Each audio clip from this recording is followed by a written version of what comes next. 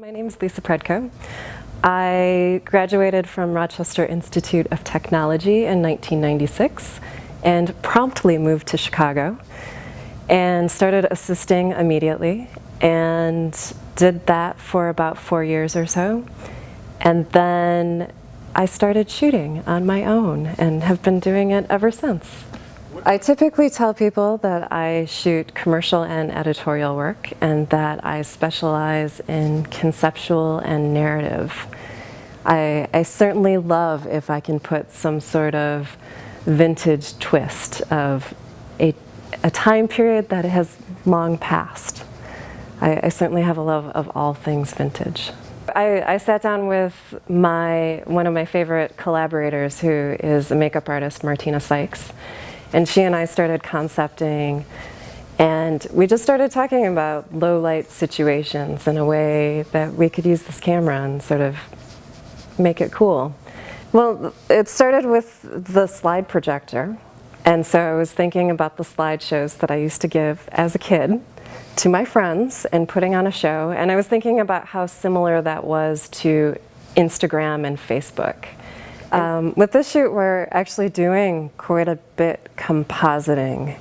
Part of it is because we didn't have enough set materials. You know, we have 4 panels of this particular wood paneling, and we needed 5. So of course we're just going to move one section and put it to the other section. The images were lit so that our host could be in the spotlight, because she was the star. She's the one putting on the show. And then we also wanted to have our audience play an important part, and so we created the light to make it look like they're being lit by the slide projector. We wanted to take advantage of the high ISO, and this was the perfect way to do it. We wanted to just do an ambient exposure for the projector ray of light. And of course, to get the ray of light, we also needed to use a little bit of particles in the air, so I ended up using a fog machine so that we could really see, you know, the lines of the light.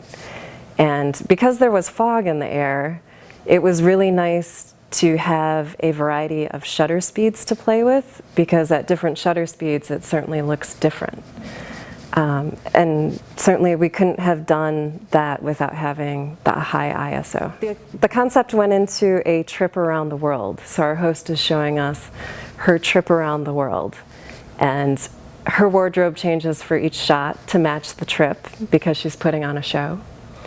And the audience's props change throughout the piece, so that the props then go with the theme of the photos. We started using live view on the back of the camera, and it was pretty small for the area that we were looking at, and so we ended up switching and doing live view through the computer, because obviously you could make it much larger, so that was much more beneficial. I would say the overall experience with the camera was good. I would prefer to have the IQ250 on a Hasselblad. That would be my ideal situation.